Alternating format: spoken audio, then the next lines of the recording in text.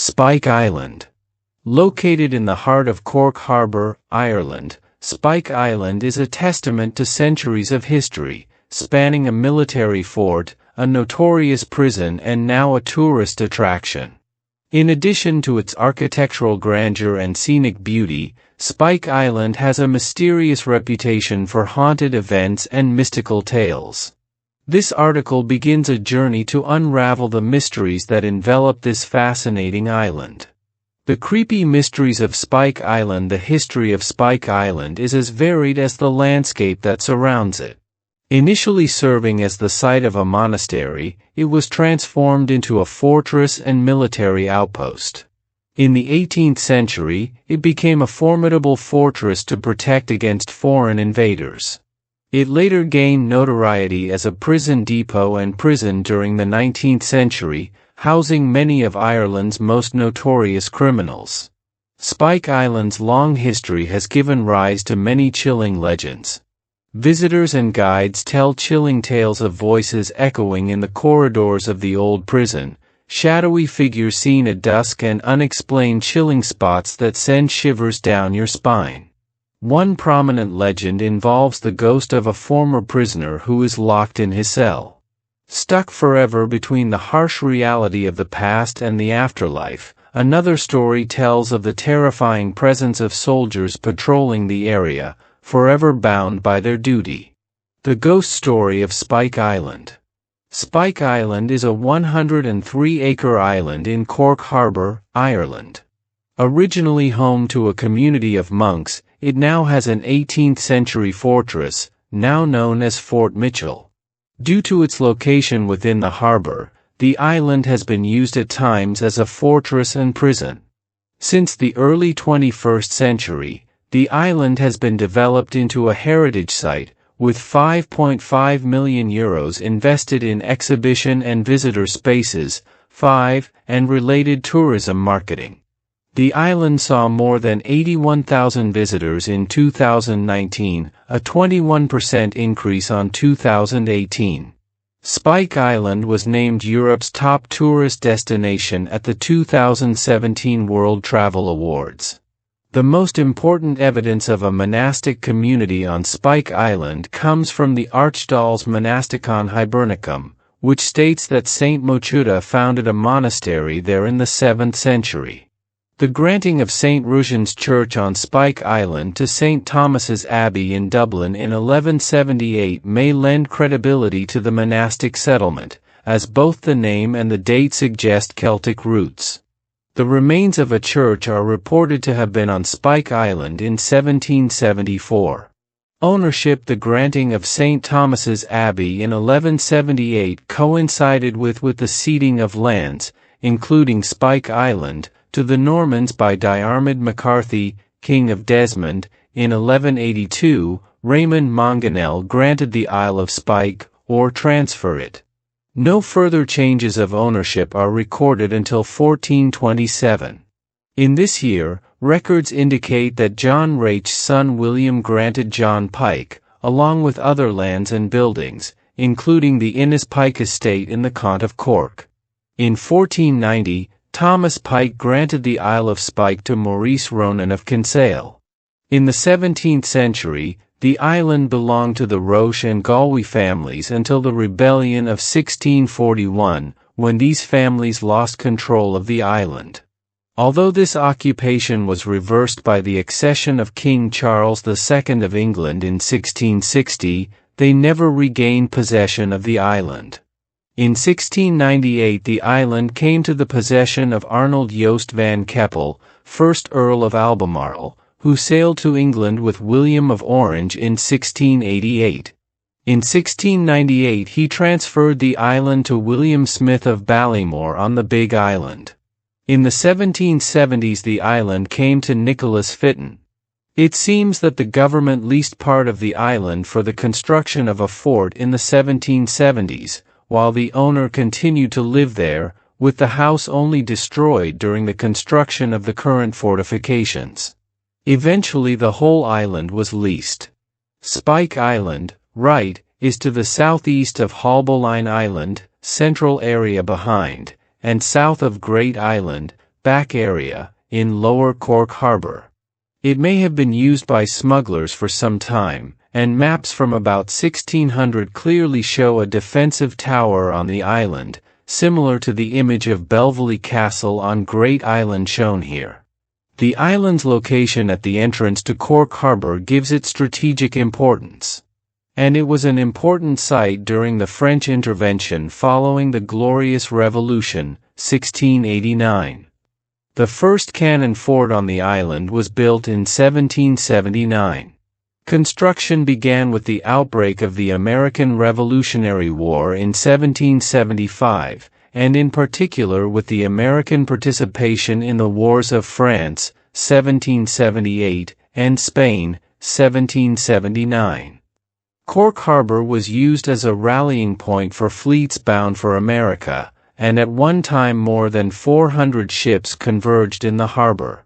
Cork was also a supply base for British forces operating in the West Indies and North America, and it was therefore necessary to protect the harbour from potential invaders. Spike Island Battery was a temporary installation, which contained 18 24-pounder cannons that had been moved from Fort Cove. After the Treaty of Paris ended the war in 1783, this temporary installation was demolished. In 1789, Colonel Charles Vallancey of the Irish Engineers, who had been commissioned to build fortifications for the harbour during the American War, he persuaded Lord Lieutenant John Fane, the then 10th Earl of Westmoreland, to allow a permanent fortification on Spike Island. The work was undertaken by the Irish Munitions Board. In October 1790, the Earl visited the island and named the unfinished structure Fort Westmoreland. In 1793, France declared war on England, and a conflict ensued, which would last for 2 decades. In 1794, when Westmoreland left, his successor as Lord Regent, probably William Fitzwilliam, the 4th Earl Fitzwilliam, halted construction of Fort Westmoreland. Vallancey was eventually given permission to continue. However, the fort was not completed until 1797. However, it was completed in 1802, as shown on the plan of that day. By 1800, the fort was armed with 3 13-pounder machine guns, 2 10-inch, 2 8-inch, and 6 5.5-inch mortars, 29 24-pounder guns, 2 12-pounder guns, and 12 6-pounder cannons. There were also 2 6-pounder field guns and 2 5.5-inch howitzers. The Cork Harbour defences faced 2 threats. First, they were attacked by warships forcing them into the harbour, either to destroy merchant ships or to land troops. Second, the defences also faced the threat of land attacks by troops landing at unprotected points along the coast. The French had attempted to land at Bantry Bay in 1796 with a force of 15,000 men. Although unsuccessful, the attempt caused great panic among the troops. Vallancey believed that if the French had landed, they would have been able to capture the forts in Cork Harbour, including Fort Westmoreland. In 1802, General John Hope, 4th Earl of Hopetown, proposed the construction of a large fort on Spike Island, which could accommodate 2,000 to 3,000 men. He considered Spike Island to be the real defense point of Cork Harbour. Lieutenant General David Dundas was consulted by the Duke of York, the Commander-in-Chief of the Duke of York, who suggested that a fort should also be built on Spike Island. William Twiss of the Royal Engineers agreed. In 1801, the Act of Union came into force, and responsibility for fortification in Ireland was transferred from the Irish Munitions Board, which had been abolished, to the Munitions Board in London. This board was responsible for implementing the decisions on fortification. And it fell to Charles Holloway, the district engineer, Cork, to begin the work. In 1804, the Hampshire Chronicle reported that the overall height of the spike was reduced by 25 feet, and that the earth used as a foundation was used to create a level foundation. The same newspaper reported that on June 6, 1804, General Sir Eyre Coote laid the foundation stone of the new fort. 2 alternative proposals for accommodation within the fort were proposed. 1 proposal proposed 6 residential buildings, one of which was built in the fortress, to house the officers' dining room. The lower floors of these buildings consisted of several bomb-proof brick cellars. The first floor had a slate roof and could be destroyed in the event of a bomb attack. The second proposal was to build 6 bomb-proof fortifications within the fortress walls. 2 of these were actually built, the northeast and northwest forts. The second residential building to be built was a block, which differed from the original plan by having a bomb-proof system installed on the roof. The lower floor of the third residential building, the B block, intended to follow the design of the A block, was built before the end of the first phase of construction, around 1817. The 4 ammunition depots were also built at the same time. A large number of workers, including soldiers and civilian workers, were employed in its construction. The island later became a prison and detention center, and was used as accommodation for prisoners before the prisoners were transported. The prison opened in 1847 to accommodate the increasing number of prisoners convicted of theft during the Great Famine, and for a few years became the largest prison in the British Empire for a few years in the mid-19th century. It later gained the reputation of being the Alcatraz of Ireland. Spike Island was the home of Ellen, Nellie, Organ, who received special permission to receive her first Holy Communion shortly before her death at the age of 4. Upon hearing her story, the Pope lowered the age for Holy Communion from 12 to 7. The island continued to serve as a garrison and prison throughout the Irish War of Independence, when IRA prisoners were held there, among them Richard Barrett, but escaped during the Armistice of 1921. More than 1,400 men were imprisoned on the island during its heyday until the signing of the Anglo-Irish Treaty on December 6, 1921. The Anglo-Irish Treaty was concluded. The treaty established the Irish Free State, which came into being on December 6, 1922. The treaty provided for Britain to retain sovereignty over 3 strategically important ports known as treaty ports, one of which was described in the treaty as Queenstown. B. The harbour defences remain under the care and maintenance of the British Department. Some mooring buoys are to be kept for Her Majesty's ships. Members of the British Army, with their families, depart after the Spike Island, July 1938. Thus, even after the establishment of the Irish Free State, the British Navy maintained its presence on Spike Island. Spike Island remained under the rule of the Brothers, the sovereignty of Ireland until July 11, 1938, when, in accordance with the Anglo-Irish Trade Agreement of April 25, 1938, the territory was ceded to Ireland. The handover ceremony was attended by military and political figures such as Eamon de Valera and Frank Aiken. History since the handover. After the handover to Ireland, the fort on the island was renamed Fort Mitchell, after John Mitchell, a nationalist activist and political journalist who was imprisoned on the island for a time.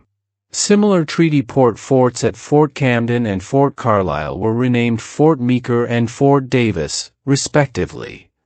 The island remained the site of a prison and military base, for Irish Army, FCA, and later the Royal Navy, for a time. Towards the end of the 20th century, it was used as a juvenile detention center. On September 1, 1985, the prisoners rioted, and a Dale committee reported that civilians, prison officers and police on the island were virtually the prisoners of the criminals. During the riots, one of the accommodation buildings, Block A, caught fire and became known as the Burnt Block.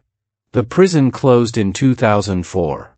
The island still has a small civilian population, with a small school, a church, and a ferry service to Cove to serve the population.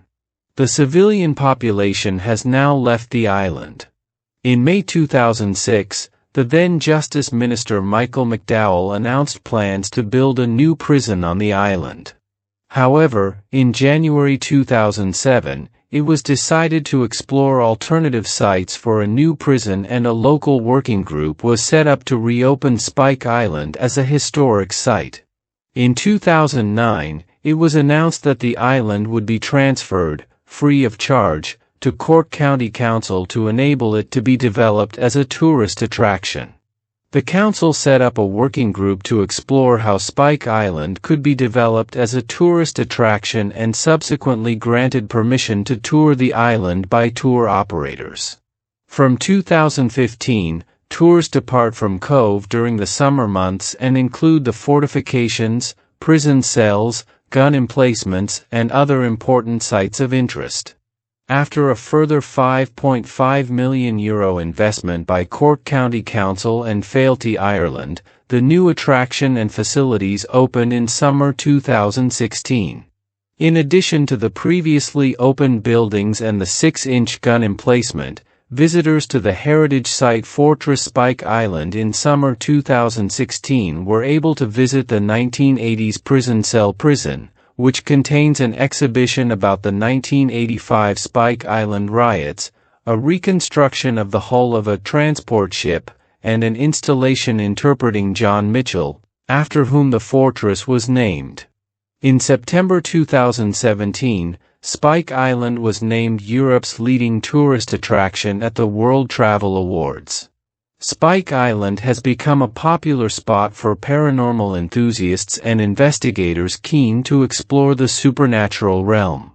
Nighttime investigations often involve electronic voice phenomena, EVP, sessions, ghost hunting equipment, and medium-guided tours. While some may dismiss these encounters as mere tales, others claim to have experienced unexplained phenomena that defy reasonable explanation. Despite its haunted reputation, Spike Island has made extensive efforts in recent years to preserve its historic site and reopen its doors to the public. Guided tours not only delve into the island's ghostly legends, but also provide insight into its rich history, allowing visitors to appreciate the layers of time that have shaped this mysterious place. Spike Island is a living testament to Ireland's turbulent past, reflecting military prowess, hard-won trials, and terrifying legends. Whether you're a history buff or a paranormal seeker, the island offers a unique blend of mystery and terror that continues to capture the imagination of those who dare explore its haunted landscape. As Spike Island invites visitors to step into its tales of the past, the eerie whispers that linger in the air add another layer of mystery, inviting everyone to ponder the mysteries that still lie hidden within its historic walls.